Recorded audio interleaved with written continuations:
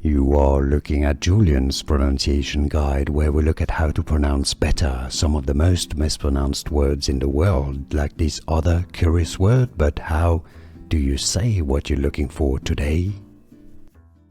A very interesting word, this one, from mathematics, geometry, specifically comes from Latin, meaning decorated with ribbons. Lemniscate. Lemniscate. That's the inverse curve of the hyperbola. Lemniscate. Here are more videos on how to pronounce more confusing words and names too many mispronounced. Like this video if you found it useful. I appreciate your support. I'll see you soon and thanks for watching.